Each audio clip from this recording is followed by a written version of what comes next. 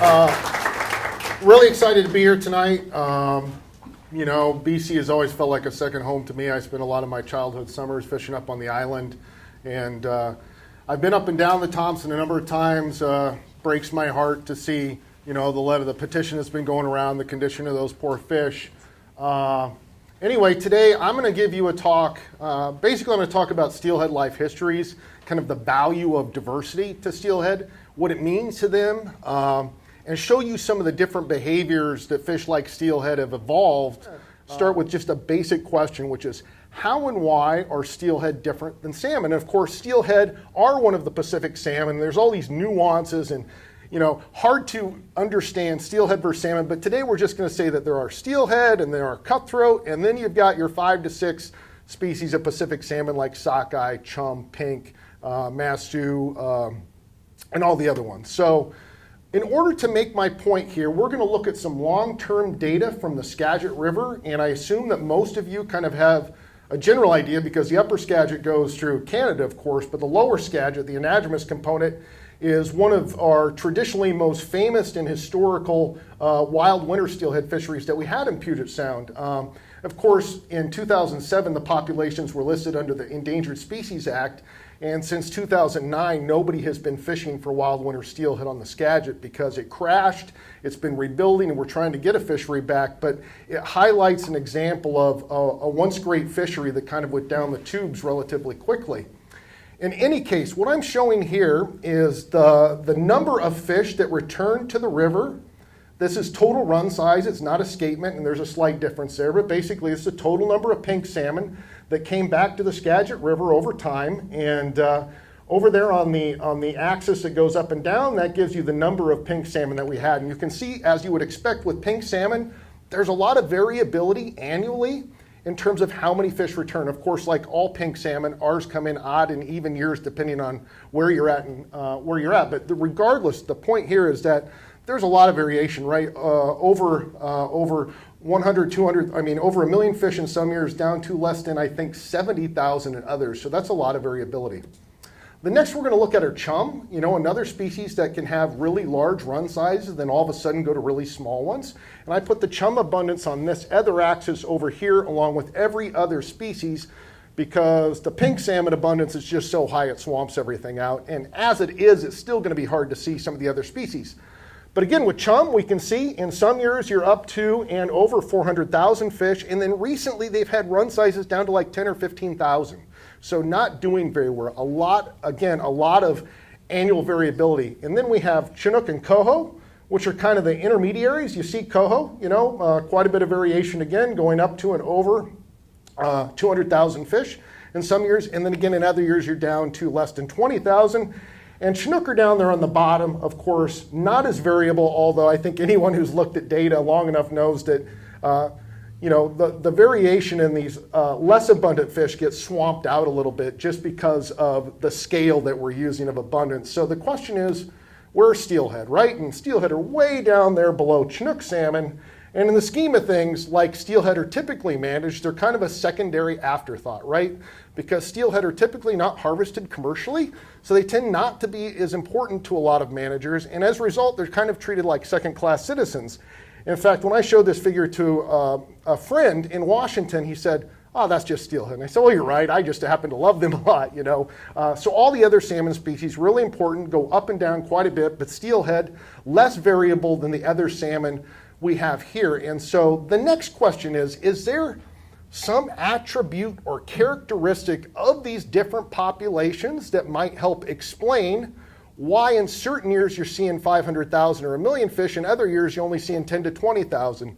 And so there's been some great work by a fellow named John Moore out of Simon Fraser University up here in BC, and some good work by a fellow named Daniel Schindler out of University of Washington. And they've come up with what they coined the portfolio concept, right?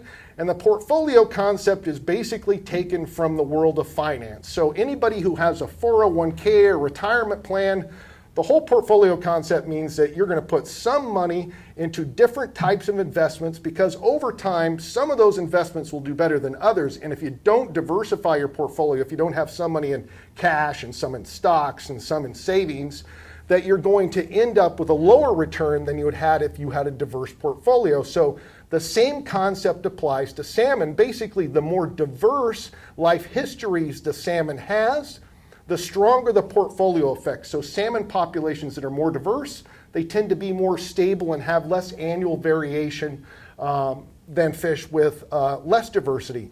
So what we did here in the Skagit is we wanted to test this hypothesis. So I basically added up the number of general basic life histories that we have in the Skagit. So we have, for steelhead, 4 freshwater life histories. And what I mean by that is we have age 1, 2, 3, and 4-year-old smolts.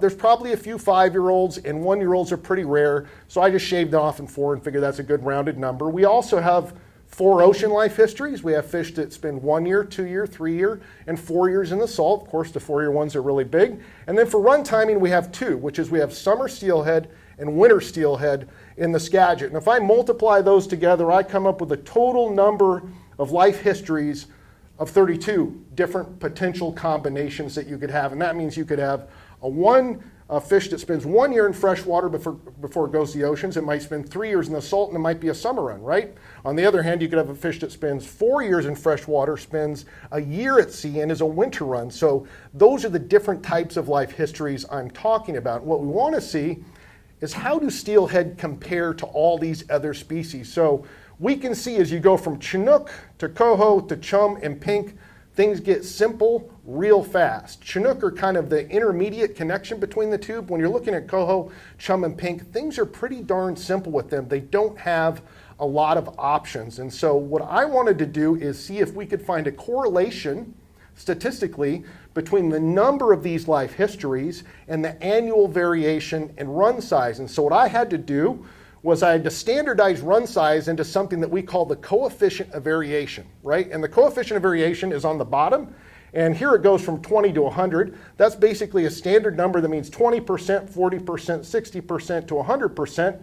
And the run size is less variable if your coefficient of variation is low, and your run size between years is highly variable, like pink salmon, the more you get up to that 80 to 100%. And then over here on the y-axis, the vertical one, we've got number of life histories. And so what I did was fit a model to this, and the model actually fit really, really well. In fact, I think that we ended up having about an R squared, and R squared basically tells us how much of the variation in run size is explained by life histories. It was around 70%, which is really a really high R squared for a biological model, and the fit was quite good. So basically what this is telling us is what prior research has suggested would happen, which is that as you have more diversity in your population, you're going to see less variability in your run size. So steelhead, for example, in the Skagit are typically going from somewhere around 4,000 fish up to about 10,000 fish, while you've got pink salmon going from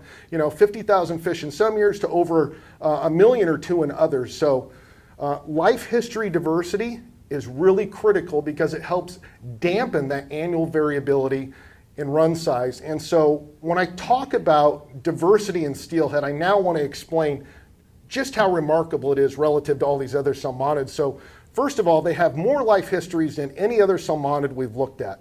And none come close except for char. There are a handful of char species that probably display upwards of the low 20s in terms of life histories. But steelhead are up there around 32 to 38, and they've got this huge range of possible life histories. Most steelhead, as you know, tend to migrate to the ocean after spending somewhere between 2 to 3 years in fresh water. And there's a change in that environmentally, geographically, like the further south you are in California, lots of 1-year-old smolts because the growing season is so long, right? So a plant that's adapted to grow in California is not going to grow very well up in the Skeena. The Skeena system, a much shorter growing season, has much older smolts, more 3- and 4-year-old smolts. So there's this environmental gradient, and it results in this astonishing level of variability. For example, in the Columbia, there was one fish sampled in 1 year in the 90s that was, I can't remember, it might be 7. I think I actually have 9 written down, but I believe it was a 7-year-old fish that went to the ocean. So some of these fish may actually appear to mature as rainbow trout and then migrate out to the ocean and become steelhead. But 1 to 7 years, and there's also this range of possible life histories that fish can have in terms of going to the salt. Again, in Northern California and Southern Oregon, we have a pretty common life history called half-pounders, right? And those are fish that'll go out to the ocean for a few months in the nearshore area, and then they'll return that fall, and then typically they're going to be in an immature state. They're going to overwinter in the ocean, and then they're going to head back out and do the full migration for 1 or 2 years. And we've also got what we call in Russia, I'm going to show this a little bit, some of these what are called also estuarine life histories. And these are fish that go out and they do mature at a small size, basically like a coastal cutthroat, and then they return and spawn. So you've got those fish, and then you've got those fish that go out for up to 5 consecutive years, right? Anybody who's been into the Smithers Airport to see those fish up there, monsters, right? These are the dinosaurs of the breed, and they're really, really remarkable fish. So a few months in the ocean could be really, really small in size, up to five consecutive years in the ocean, be really huge. And that striking variation in size is something that's confounded scientists for a long time, because you try and understand, we often think of salmon size as being really critical to their fitness, right? Big fish are always going to do better than little fish. It's like saying having lots of money is always going to be better than having very little money. But at the same time, I want people to not think about these just as fish. How many people in here elk or deer hunt? Anybody that elk or deer hunts, pretty aware that if you go to an elk herd, you're probably going to see 1, maybe 2 6x6. These guys are going to be loners. Most of those animals, spikes and forked horns. And who do you think is fertilizing most of the cows in that herd? It's not the 6x6. There's not enough of him, right? It's the forked horn and the spike. And so little fish, not much different than a spike and a forked horn, the same concept. Size doesn't always matter. We'll show that here in a little bit. But you know, one might think that a 40-pound steelhead is always going to dominate the 2-pounder. There's even smaller fish, but that's not necessarily the case, because salmonids have evolved different behaviors that allow males of different sizes to effectively reproduce in environments where people typically thought they wouldn't be that successful. So I'm going to slow down here and go back to Russia, because Russia is a really cool place. The Kamchatka Peninsula is about the only place in the North Pacific where we have habitat that's untouched.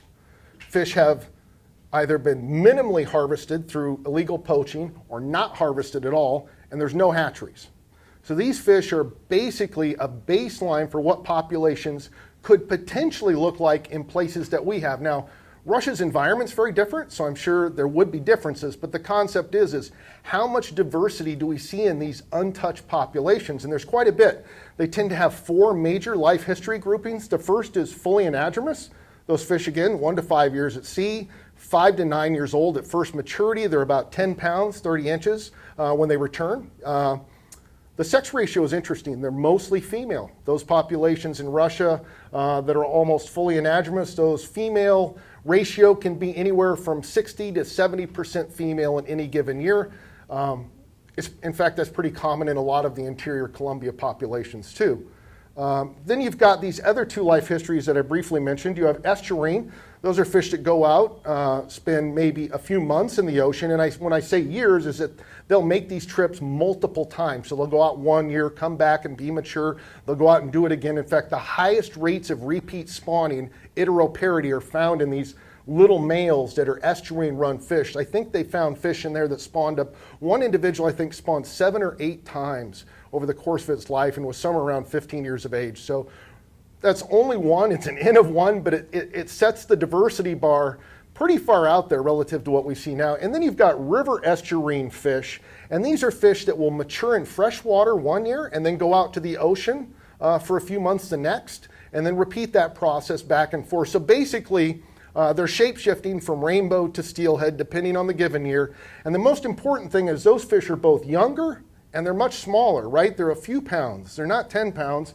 And in most cases, those fish are mostly male, if not entirely male. And the last component are the resident, right? The resident rainbow trout. Of course, they never go to the ocean. Again, they're maturing about age 5 to 7. If you look at that, all the ages are about the same. It's the size that's different, and it's the sex ratio that's different. And we're going to discuss why that is important. Basically is, how do you have males that are from 20 inches up to 40 inches coexisting within a watershed where most of the females are going out to the ocean? Most of the females go to sea, and we'll talk a little bit about that. Does anybody in here, I'm sure people have thought about why most females go to the ocean in some of these populations. The real kicker is that size is very, very important for females. And not for all the reasons we might think, but the reason size is so important for female steelhead is that the bigger you are, the more eggs you can carry. Survival is really low for salmon and steelhead in general, and that's why they carry so many eggs. So the more eggs you carry, basically the more lottery tickets you have in that evolutionary game of survival each year. So larger females within a population tend to be more reproductively successful in a given year than smaller sized females. And because the metric of female success is basically how many eggs you can carry, being large is usually really important. And fresh water across most of the North Pacific is really nutrient poor and there's not a lot of food. So they go to the one place where they can acquire enough food to achieve a really large size and grow those eggs, and that's the ocean. But on the other hand, as we're going to see here in a little bit, males have a slightly different set of strategies.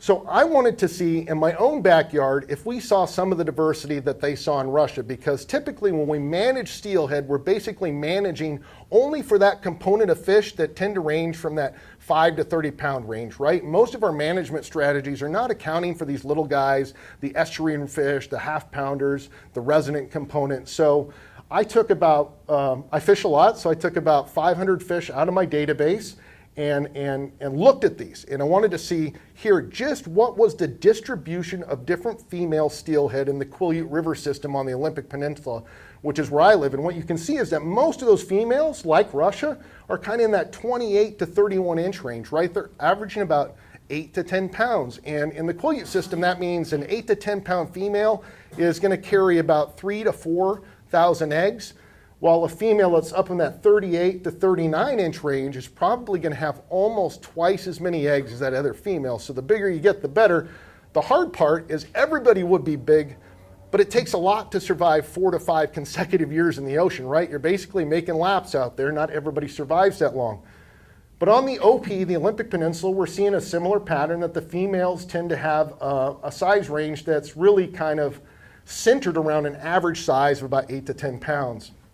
And the question is, was there a difference in the distribution size of males? And based on what we saw in Russia, we should see greater distribution. There should be both bigger males and smaller males. And indeed what we saw is that we have some males that have went to the ocean that are as small as 14 or 15 inches. And of course, the very largest individuals, those individuals in the high 20s, low 30s, those fish are also inevitably males. So what we see is that there is not a sharp the peak in terms of size is not as sharp for the males as it is for the females. So males show all of this distribution that results in kind of that striking array in size, you know, from a few pounds in size to over 30 pounds. And now I want to walk you through, because I think the cool thing here, it's really hard to understand mating systems and reproductive success of steelhead if we don't have something that we can compare it to that we all understand.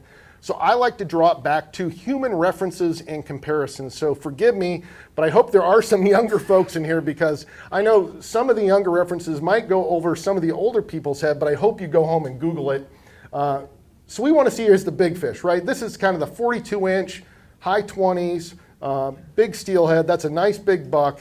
And if we're looking at human counterparts in the world, right, this guy is what I call the mountain. And there's this show called Game of Thrones that I would never watch. And my wife came home and she pestered me for about a year. You got to watch Game of Thrones. She's like, you like Lord of the Rings, you'll love this show. And I finally gave in. The first season was absolutely horrible, I thought. I was like, man, after season 2, this rocks.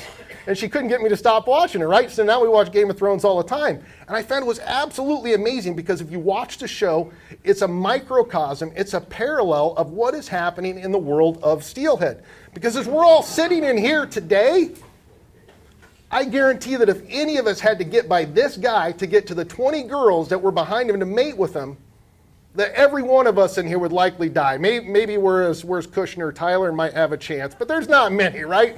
There's not many humans in here that are going to stand a chance against a guy that's 7 foot and 400 pounds. And I know people tell me speed and speed matters, but if you watch Game of Thrones, you see how well speed worked out, right? Didn't work out too well. So he is the mountain. He's a big guy. And then we got these other fish. That was a nice big 4.5, 5 salt fish. This here, I think it was a 3 salt, 39 inches, you know, big solid fish. and he's like Arnold Schwarzenegger, right? Arnold, when I was growing up as a kid, was like this monster, and he's only like 6 foot and 220 pounds. I mean, the mountain totally blows him away. But Arnold's still pretty tough, and I'm going to guess that Arnold would still probably kill most of us in here in terms of a fight if Arnold was in his prime and we had to get through Arnold to get to the 20 females that are hiding behind Arnold, and they prefer Arnold because he's big, attractive, good-looking, and has veins that pop out everywhere. I mean, what female steelhead would not want an Arnold? Of course, we also have the 29-inch fish, right? Kind of the normal average 5'10" male human that exists on the planet. He's Charlie Sheen, man, right? There's a guy who's a scrapper, and if you put Charlie Sheen in there, I guarantee he's going to try and fight Arnold or the mountain to get through, right? He's got the cojones to do that. So Charlie's kind of the average guy, right? I mean, not really, because he has millions of dollars and he's crazy, but he's a scrapper, right? He's a scrapper. But this is what poor Charlie looks like in real life if you compare him to Arnold, right? I mean, who are you going to choose if you're walking down the street and you're a steelhead that's swimming upstream and you got both these guys sitting behind a boulder? Which one are you going to choose? I'm clearly not going to choose Charlie, but that's not going to dissuade Charlie from still wanting to mate with you, right? Just because you don't want him doesn't mean that he might not want you. Of course, we also have these smaller males. These are these estuarine run fish, and they're pretty rare on the OP. We don't have really any estuaries. They're basically going to the open ocean like coastal cutthroat, and they come back at about 16 inches in size. And every one of these fish I've caught over the years, I've probably caught 40 or 50 of them, every one has been male. So they're almost universally male, and if I look to somebody, who are they? They're Danny DeVito, right? 5 foot, 140 pounds, and the real challenge here is Danny is a sweetheart, and I know he's married and he's got kids, but I'm telling you, if there's 2 steelheads sitting behind a rock again and that female swims by, does she want Arnold or Danny? I mean, I know who all of us are going to choose, and we might lie to one another amongst ourselves here, but in private, I think most of them would probably choose Arnold, right? But this doesn't, what really is important here is that this female steelhead is capable of producing 2 very different sized males out of the same batch of eggs, right? Like Arnold here and Danny were in the movie Twins. I think it was like 1989, which really dates me. But basically, don't ever underestimate the diversity that might come out of one batch of females' eggs. On the other hand, we have some of these fish that never go to the ocean, right? They're like what I call them the hairy-chested 8th grader when I was a kid, because they were the kids that matured first. They didn't, and all the girls loved them when it was like in 8th grade, and then by the time you're like 20, they're still the same height, and they're still as hairy as they were in 8th grade, and then nobody liked them anymore. But they had that great run for like 3 or 4 years when they're at the top of the reproductive food chain, right? That was amazing. These are really cool fish. They do contribute in ways, and I almost put together like residents exist because there's so much food and things are going so well for you that you're not going anywhere. So if you're a parent, you've got a kid that's sitting on the couch and you're feeding him pizza and giving him allowance, stop it, and they'll go to the ocean. They'll stop being residents. And of course, some residents are much smaller, right? I think that we think of the trout we catch, but I did my graduate research in the John Day River Basin, interior stream, very similar in some ways to the Thompson. And I wanted to understand why some fish go to the ocean, why some fish remain in fresh water. I'm not going to get into that today, but this was a fish here that we killed because we thought its stomach was full of grasshoppers. And we were doing a diet study simultaneous with my study. When I cut it open, what we saw is that these things here, those are sperm sacs. This guy is like carrying heat, right? And this is like late September, and we've got a 5-inch fish that is almost fully mature at this point in time, and he's in an area where we caught no resident females. All this guy's probably going to have to mate with are those big steelhead that come back, and he's going to be really excited, right? So this is not even Danny, though, because there's somebody smaller, right? This is like Peter Dinklage. He's like 4'5", 100 pounds, but anybody who's watched Game of Thrones knows one thing. The mountain's like a pseudo-zombie and dead, right? He's not reproducing anymore. Peter's alive because he used his brain. And there's research now that indicates that these little sneaker guys, these little guys, the genes that are upregulated that differentiate them between a big male is that the neural networking in their brain, the genes that are responsible for you being smart and figuring things out, are upregulated at a higher rate in little guys. The big guys, their upregulated genes are related to protein synthesis. They want to grow muscle and bulk. So it literally is kind of a brain versus brawn issue. And the concept is that when you're small, you're not going to be able to physically kick the door down and grab the woman you want, right? I mean, what is it? That's the movie, maybe it's Talladega Nights, right? Well, Will Ferrell kicks open the door. He's like, I want to give you my seed. And then, he's a big lumberjack, and that's great. But Peter Dinklage can't kick down the door. He's simply not strong enough, so he's going to have to use his intelligence to figure a way out. Because I think, again, when you look behind a rock and you swim upriver, you've got Dinklage on the top, you've got Danny on the bottom, you've got Arnold in the middle. And I just really don't think she's going for the two guys on either end, right? But that is the size distribution there that we see in the steelhead graph that I showed you a few slides ago. So the question is how do these different sized males kind of coexist within one single interbreeding population? Because most of the time what we see is Arnold and the mountain going at it. And these are two big steelhead, about 18 pounds each, spawning in the Elwha River a few years ago. And I watched them for a few hours, and they literally just continued to do this until one of them was too exhausted to fight. The female came out of that murky water and sidled up to the guy who won the fight. So she sat there and basically watched Ben-Hur occur, and then she chose the winner of Ben-Hur's competition, and she liked it. This is what we call, these fish are called guards, because they use aggression and strength to fight each other to figure out who's the most dominant one in the hierarchy of things, and then they use that aggression to guard the female from other males. So they will go around chasing all the other males. So this is the aggression they use, and this is really hard because this is basically like a bar fight, right? And none of these guys are even as big as Patrick Swayze. I mean, Charlie Sheen might get in a punch or two in a bar fight against one of these big guys, but he's really, really going to struggle. So fortunately, steelhead and other salmon have evolved this behavior called sneaking. And I like to call them, which is the milkman. Right? They're like the guy who makes kids that nobody really wanted to make a kid with, but does make a kid, and the guy who's the father of the kids might not even know that the milkman was the dad. And so what sneakers mean is that there's two steelhead, a male on the right side, the dark one, the female on the left, the bright one, and right behind him, holding in what we call a satellite position. And it's called a satellite because basically they'll orbit that like they're a little moon, right, looking for their chance to sneak in. And the sneaker is going to be surreptitious. He's going to wait for that very last moment when the male, the big male, and the queen female are sitting with their mouths agape, and all they're worried is about sex, and he's going to dive in at the last second and say, I'm going to get some of that. And we're going to see. So the funny thing about all of this is, and I know this one is going to pop up. I had a trouble with a couple of these videos, but I think it will play after it comes back.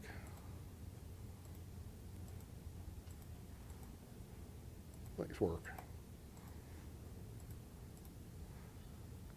So this won't play as well. What you're going to see here is that females also exhibit choice. So the female here, and here comes Charlie Sheen, and please play. I think we'll get this here.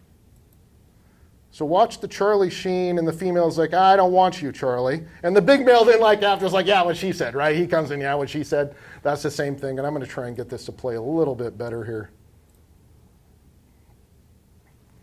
So the female here, and this is something that's been contested, is it's something that's been debated among scientists, which is, do females actually have any choice? Do they really care? And if you watch the behavior enough, it's pretty easy to see that really they do care. And I'm sorry the video's not that good. If you want to see a better one, it's on my Instagram. But basically what happens is Charlie Sheen comes in, right? And then she's like, no, I don't want you, Charlie. I want somebody else. And the male's like, yeah, what she said. Well, that's okay, because here comes Arnold, right, alongside. And there goes Danny DeVito and Peter Dinklage. So there's the mountain. Here comes Peter Dinklage. Down into the bottom, right? And you're also going to see some fish that are coming at the very end, back here. Those fish that are coming at the very end, they're just eating eggs. You can see the behavior of the fish that are not eating eggs and they're trying to fertilize. We see this in Atlantic salmon, Chinook salmon. They go right under that pair, straight to the eggs. And they've evolved not only this behavior to sneak in at the last moment, but there's two other things they got that are kind of like, I call them the gun in the sock, right? It's like, this guy's got a secret weapon.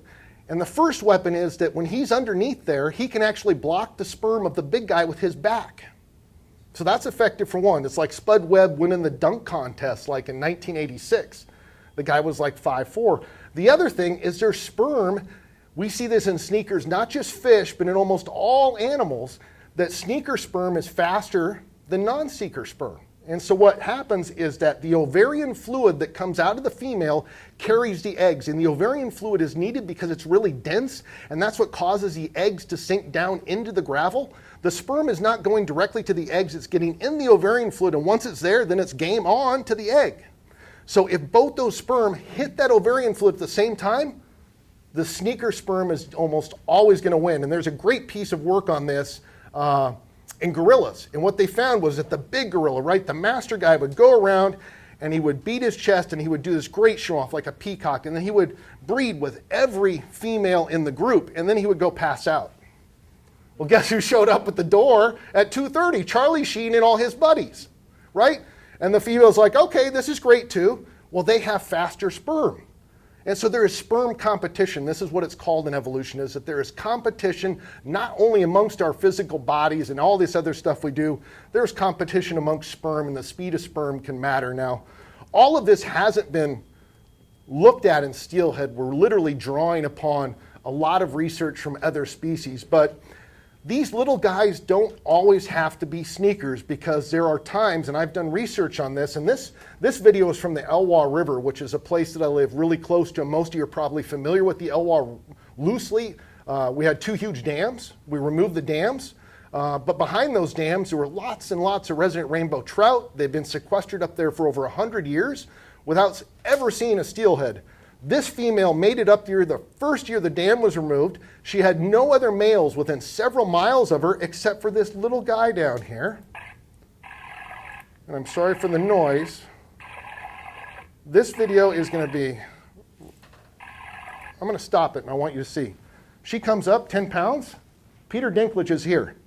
And the funny thing that these fish do is they'll go up and shudder alongside a female, and the shuddering is basically something the female uses to evaluate the males. It tells them something about like their dance skill, right? If you're Michael Jackson, you're a great dancer, Patrick Swayze, I like that. You move well. That usually means you probably have a strong immune system. But if you're a bad dancer, right, you know, you're like got a 3rd foot and all this other stuff, well, I don't like you as much, you know, maybe your immune system isn't as good. So females use this to kind of judge the males. So what you see here is Peter Dinklage trying to shudder alongside her belly down there, right where her eggs are. So he was not going to sneak. She had no choice. She walked into a bar at 2:15. She had to be pregnant by the next morning because that was when her ovulation ended. Everything would go to hell in a handbasket if it didn't happen. And the only guy in there was Peter Dinklage. And it happened. So this was the only mate she had, and I watched this female and I filmed her for about 3 days until she was done and left. And over the course of that, she was courted by about 7 or 8 of these little guys. So it's really remarkable. It's basically this. The video is not that good. This video is much better. Regardless, the point is that every time we think of salmon and steelhead and fish like that, we tend to think about the big fish. I enjoy catching big fish. The point here is that size isn't always the master variable that it's meant to be, that diversity is really important, and that fish have evolved these different behaviors to survive in the different environments they live in. And it's worked for the 2 to 4 million years that steelhead have been a species. It's worked for them really well. So maintaining that type of diversity is important because it suggests that they have all the tools in their evolutionary toolbox that they need to survive and persist and be abundant enough so that we can fish for them. And I want to give you a little example of how diversity occurs, because we've got the big male, Charlie Sheen comes along, then Danny DeVito, and another Charlie. And this is not uncommon, but then Charlie also decides he's going to eat eggs. I mean, Danny. So what you'll see here is, right, the big male, the female, here's the trout, and the trout will fertilize, and he's going to eat some eggs. And it's like when I was 13, all I could think about was a girlfriend and an endless supply of pizza. And I think that's all these are. They're like teenagers, right? They're only consumed with 2 thoughts. I want more food and I want a girlfriend. But this is how this diversity happens, right? So we've got 1 male, 2 male, 3 male, 4 male. I actually think there's a 5th one in another video. There's 5 males. All of their sperm is going into that ovarian fluid, and in any batch of eggs that she deposits, she might release 400, 500 eggs at a time. they're all racing for those eggs. She's not being fertilized by one male. So this whole concept that, there's no monogamy in salmon, I mean, that's for darn sure. I mean, these folks are definitely into the open lifestyle.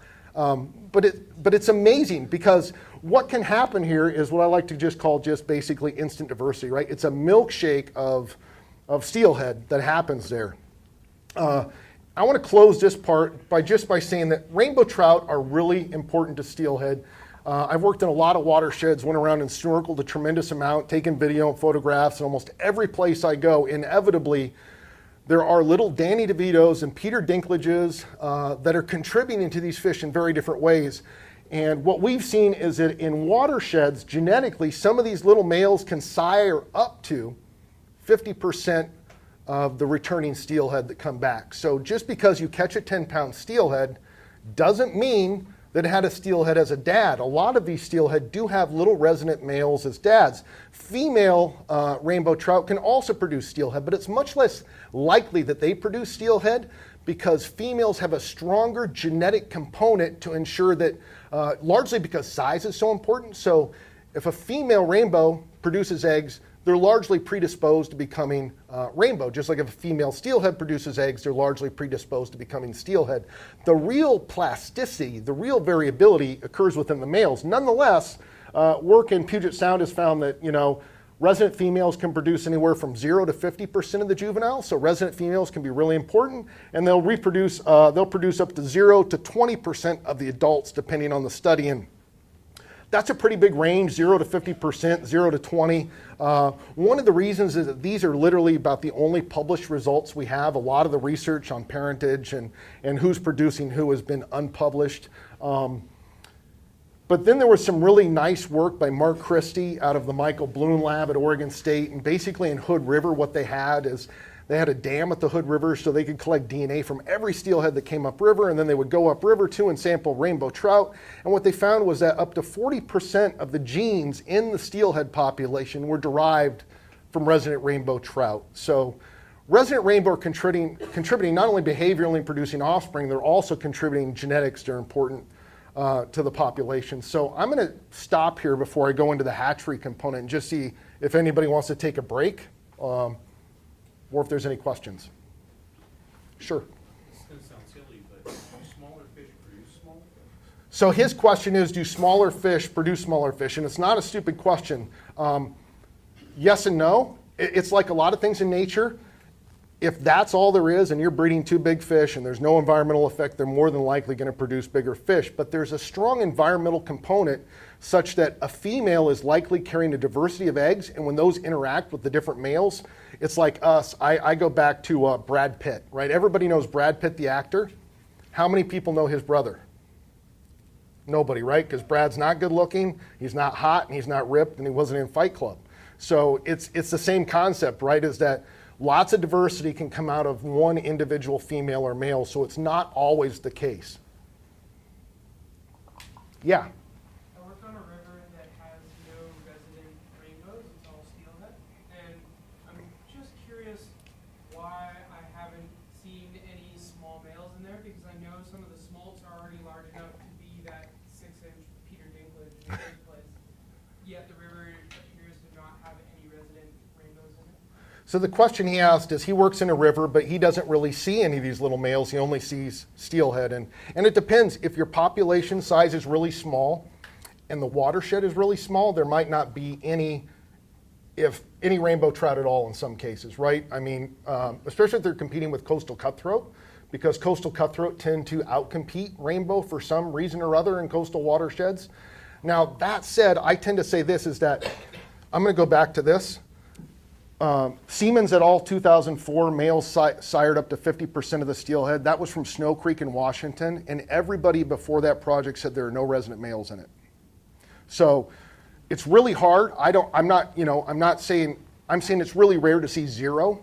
So they could be really rare, and you're probably right. In a lot of our coastal watersheds that are smaller sized, like a creek that's no wider than this room at, high water, but, it's basically creek size in summer. Those places we don't see many, if any, rainbow. And I don't know if that fits your case, but you might be right. There might be zero, and that's that occurs some places, but then other places we just might not know. It depends, I think, how much you sample, and if you feel, that you're sampling enough, then, it just could be they're outcompeted by cutthroat. Yeah, there are cutthroat. Okay. It's the Keogh River. Oh, yeah, great.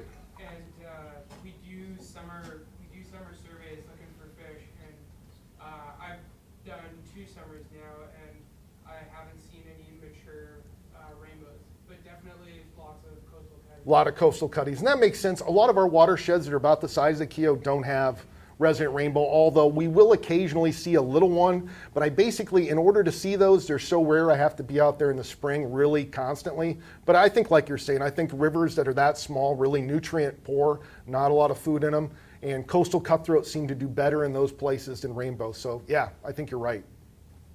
Okay, second part of the talk, not quite as much fun as the first part of the talk, but I hope the first part of the talk's just basically makes the point that diversity is really important to steelhead, and when we're managing steelhead, whether it's trying to recover them or trying to manage them in a sustainable way so that we can continue to have fisheries into the future, that managing for diversity is really important because that's how this animal has evolved to interact with its environment. So I want to talk a little bit today because when you see rivers like the Thompson, as I think I mentioned earlier, when rivers go downhill and populations decline, and they've been there for a while, I think one of the solutions that's often discussed is the use of hatcheries. And hatcheries can play a very important role in some populations, and they have different roles. They're another tool in the toolbox. I'm not going to write hatcheries off and say that universally hatcheries are a mistake everywhere, because that's not the case. But today I want to talk to you largely just about steelhead and some of the new science that's come out. And I want to really get at kind of 3 questions. The first is survival, because that's one of the important issues. When we produce fish from a hatchery, we hope that those smolts that we release, we hope that they survive. And when those smolts come back and spawn, we want them to survive as adults. And if those adults that come back, again, as second generation progeny from those fish, we want them to survive. So the question is, do early generation hatchery fish survive as well as wild fish? And what I mean by early generation is that we've kind of abandoned this approach for recovery efforts where we're taking a stock from one place and transplanting it elsewhere. So what we're trying to do, what scientists are trying to do now, is they're trying to take a fish that's fresh out of the wild, no hatchery background, bring it into the hatchery and rear it in there, right? Breed it, grow the smolts, release them. And you don't want to end up bringing back in hatchery fish that have been recycled through the system a number of times. So early generation fish are fish that are either never been in the hatchery, or they've maybe been in the hatchery for 1 or 2 generations at most, right? So we're not repeatedly rebreeding the same fish over and over. Basically, you're taking a wild fish, putting it in a hatchery, and then hoping it survives well. So we want to then understand how the hatchery affects things like genetics, that life history diversity, and then ultimately things like spatial distribution, because we have this concept called a viable salmon population. It's called VSP, and VSP basically has 4 parameters that we look at when we're evaluating a population of fish, whether it be steelhead or salmon. And those are things like productivity, diversity, distribution, and abundance. And we want to look at those 4 different metrics because all of those tell us a little different something about what we call the vital stats of that population. And at the end of the day, the program goals. So what are the goals? Before you implement a hatchery, you want to think about what the goals are. Is it production for fish in terms of fisheries, or is it conservation? And is it possible, when populations get really small, is it possible to operate a program that meets both those goals? So there's been a lot of work recently on the survival of early generation hatchery steelhead, and a lot of that work came out of a research project I mentioned earlier out of the Hood River in Michael Bloom's lab at Oregon State University, and a friend of mine, Hitoshi Araki, or I should say colleague, did the first part of this study. So basically what they did was they had a wild population of winter runs. They then extracted some of those winter runs, they reared them in the hatchery, so they were basically wild fish, brought into the hatchery and spawned. They then raised those eggs, right? They hatched the eggs and they raised the par, and then they released them as smolts. And then they also measured the fitness of those fish when they came back and spawned in the wild. And that's what we want to know. When those fish come back and spawn in the wild, are they as successful as the wild fish are? And what we call that is a measure of fitness, right? So fitness is not how strong you are, how fast you are, or whether you can run a 2-minute mile, which probably nobody can. But the question is fitness is just, it's the summation of all of those different aspects that make you, how many offspring do you produce relative to all of your other competitors, right? So if you're producing 10 offspring and all your other competitors are producing 1 offspring, then your fitness is really high compared to theirs. So what they did is they measured the survival of wild fish that had never been in the hatchery compared to these first-generation hatchery fish, and the fitness of first-generation hatchery steelhead was 74 to 85% of that for fish that had never been in the hatchery. So bringing those fish into the hatchery at a one-shot deal took off 15% to a quarter of their fitness. And that's a pretty substantial decline in fitness. The more troubling result of the study was not just that decrease in fitness in the first generation, it's that some of the fish that returned, of course, some of those hatchery fish did produce, 75 to 85% did produce some offspring that survived. When those offspring returned to Hood River, they were not clipped, right? They'd never been in the hatchery. Only their parents had been in the hatchery. When those fish came back and spawned, their reproductive fitness dropped to 37% of the wild fish. This is what we call a genetic carryover effect. And it means that whatever is happening to the steelhead in the hatchery, there's a really strong genetic component. And these folks tried a number of different ways, right? They used good breeding practices. They reared them about as well as you can rear them. But nonetheless, you saw a decline in fitness for survival in the first generation. And then when their offspring returned, their fitness was halved compared to what their parents were. So if you can follow that over, right? I mean, if the first time you're in the hatchery at 75%, and then when your offspring come back and they only survive at 37%, what happens in the next generation? And we haven't answered all of those questions, but the trajectory doesn't look good, right? If that was your retirement account, I think you'd be pretty worried. So that's the best study that we have on steelhead hatcheries anywhere in the world, because they had a dam at the river where they basically could sample everything. And it wasn't a population of only like 20 or 30 or 40 fish. It wasn't a small stream. And not to be critical of small streams, right?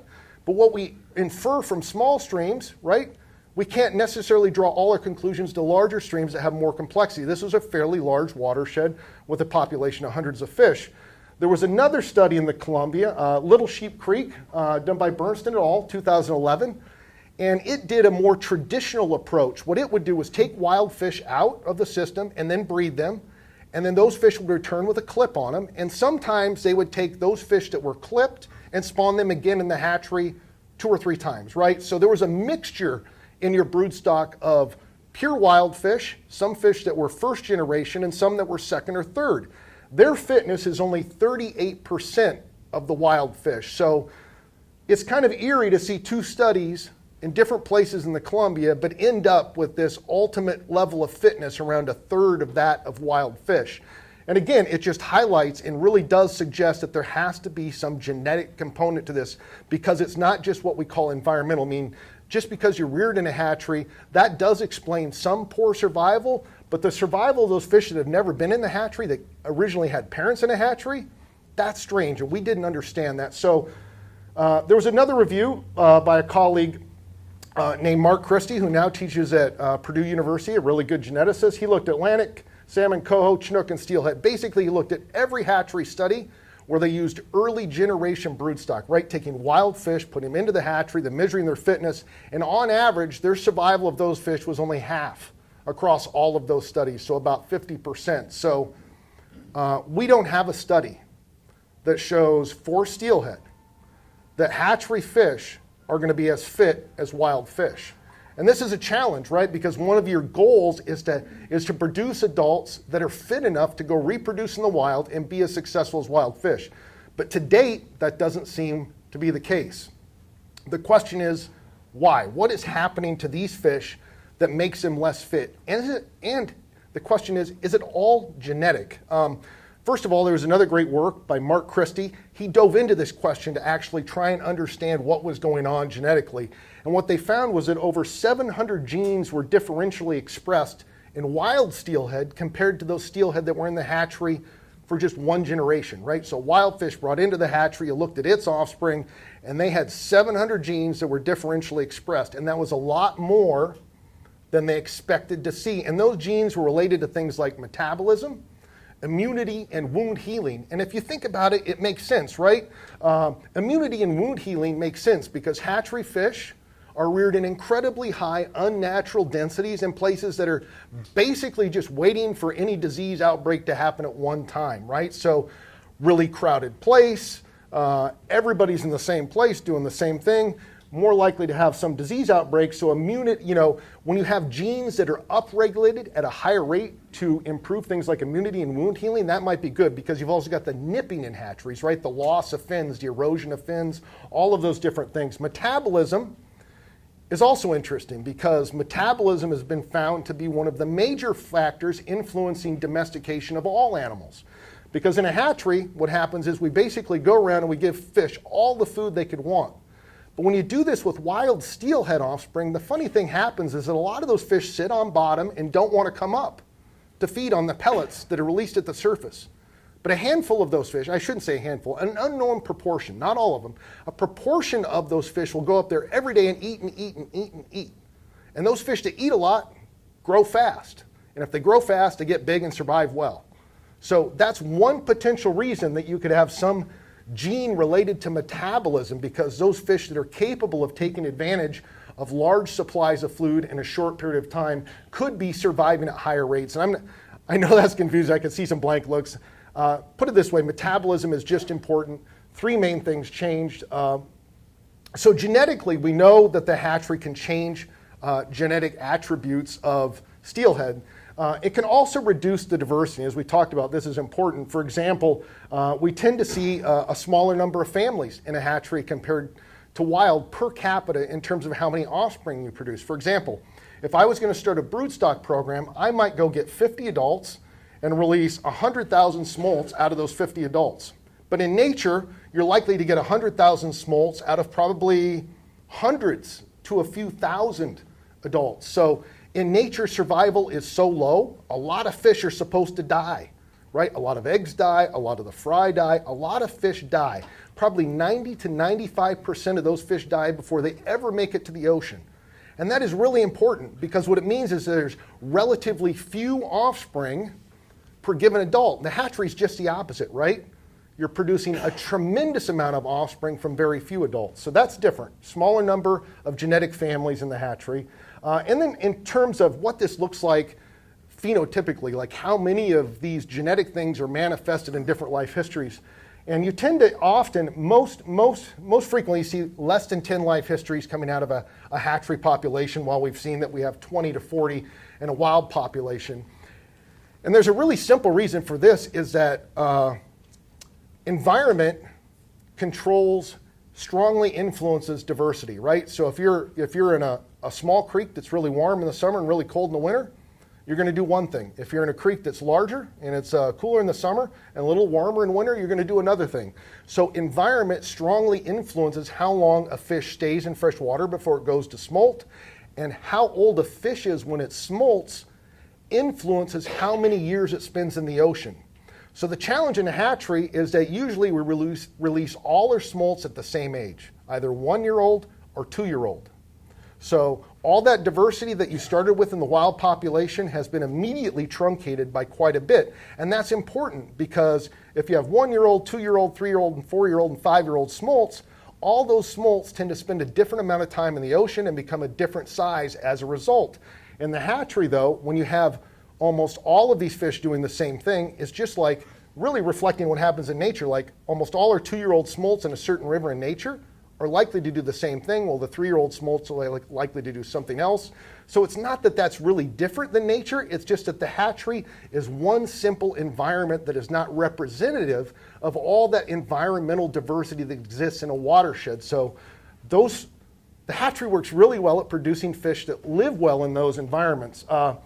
Lastly, something that's not talked about too much is the spatial distribution. So one of the challenges with salmon is I think everybody knows in here that salmon are famous, as Tom Quinn likes to say, and Tom Quinn is such a great scientist at UW. He focuses on salmon home. And homing means that you return to that place where you were born, right? That's really important. And it looks like steelhead are pretty precise when they home. So if you're releasing steelhead from one site at the hatchery, where do you think most of those adults are going to return and spawn? And that's what we tend to see. We tend to see clusters of spawning around the hatchery, which means that even if the hatchery is producing 500 adults, you might have 300 of them spawning within 2 to 3 miles of the hatchery. And we don't even know whether that hatchery is good habitat for spawning or not. What it does mean is that leaves you less fish to go repopulate all of those other diverse environments in the watershed. So hatcheries just work. They don't make fish bad or good. They just truncate diversity that exists in nature because the environment in a hatchery is very simple and it operates on many of those evolutionary traits that salmon have evolved that are useful in nature. It takes advantage of them. And I think, as I mentioned earlier, one of the other things is, of course, here's Danny DeVito, Peter Dinklage, whoever you want to call him. But the main difference about why one fish goes to the ocean and why one stays in fresh water is really related to growth and fat. The fatter you are at a younger age and the faster you grow, the more likely you are that you're never going to go to the ocean because your body is saying that these conditions in fresh water are great. Your body's starting to mature. I'm going to become the hairy-chested 8th grader and I'm not going to the ocean. And we see that in Alaska, right? Rainbow trout don't go to the ocean in Alaska. The ocean comes to them in the form of marine-derived nutrients from sockeye and pink salmon. So wherever you have lots of food and incredible productivity, you have lots of residents. And so hatcheries, what do? They provide you a lot of food and it's got lots of fat and it's really good. And you're unlikely to leave the couch because a lot of these fish in a hatchery, a lot of the males, not the females, but a lot of those males will start to grow gonads and become mature like this fish. And it varies by hatchery program. Some hatchery programs have worked really hard to reduce the level of what we call residualism, and they don't have as many, but it's also not measured that frequently. And in my experience, it's really common for me to go out in the spring on hatchery rivers and see these fish out there mating with wild steelhead. And there's a picture of his milt sacks. Basically, he doesn't have much left, so he had probably spent 90% of his milt somewhere out there before we caught him. So now I want to talk about trying to meet two kind of competing goals, which is when you're in a place like the Thompson, we've had this in certain places, Washington, Oregon, Idaho, where your population of salmon or steelhead gets down to 100, less than 100 fish, 200 fish, and people want to try what they call a captive brood program. And captive brood basically means you take those wild fish in, but because you have so few, you can't take wild fish out of the population every year, so you maintain those fish. You just breed them in the hatchery, and then you'll rear some of their offspring in the hatchery, and you'll raise those fish to adults, and you'll just keep releasing smolts out of this captive brood population. Well, they looked at that type of program in the Columbia. They looked at it for 9 years, and they followed careful breeding protocols, and the work was published by Bingham et al. And the first thing is, like most hatchery programs, it boosted abundance. It met production goals in 6 of the 9 years it operated. And this is common. Hatcheries tend to boost abundance. But as we've seen in those figures very early on in the talk, that abundance is not everything because abundance is being influenced by diversity. And this is important because when they did it, there was also a 60% reduction in the effective number of breeders over time because only a few of those fish are surviving in any given year. So the ones that don't survive, that truncates the amount of genetic families that you have in the system. And it also reduced genetic diversity overall. And it resulted in a large genetic divergence between the wild and the hatchery fish. So this was probably about the best controlled study we've had where basically we tried to mimic, tried to create our hatchery fish here as close as we can get to wild fish, followed really careful breeding protocols, and at the same time, it still comes back to the one challenge. It's going to produce more fish because you're releasing more smolts, but the fish that come back are probably not going to be as diverse and they're going to have genetic differences compared to those wild fish. And as a result, I would guess, hypothesize, and this is based on other work that we've seen, that as soon as you turn off the hatchery plug and quit releasing fish, the benefits of that hatchery program will likely go away, which means that in order for you to see benefits in terms of abundance and distribution, you're going to have to continually run the hatchery program and produce smolts. And the challenge with that is the longer you go, you're going to run into some of these things, like you're going to reduce genetic diversity, effective population size. So it's not an easy solution because sometimes you will be at such a low level of population size that you might not have any choice. I mean, you might get to a point where you're lonesome Larry in Idaho and you have very little choice with 1 or 2 fish returning. You're going to take some in and you're going to say, this is the best thing I can do, because otherwise they're going to go extinct. So in summary, I'd like to close out here and just again, repeat this. Life history diversity, very important to steelhead. Rainbow trout can provide really important contributions to steelhead. So those 2 fish kind of go hand in hand to some degree. The hatchery will likely boost your abundance if you implement that program, but those fish will be genetically changed, and as a result, they'll be less fit.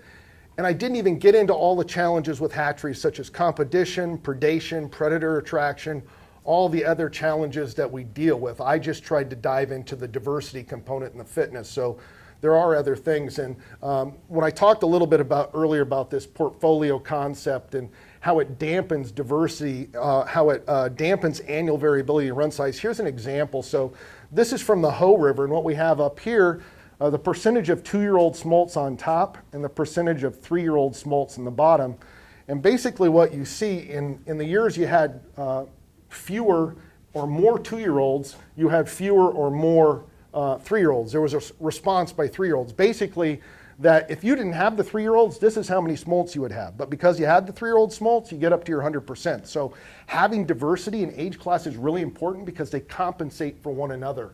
And that helps reduce your diversity. And I want to close with a place that I think to me is the best example that I can find when thinking about the Thompson River. Of course, I'm from the States. The Yakima River, have many of you heard of the Yakima?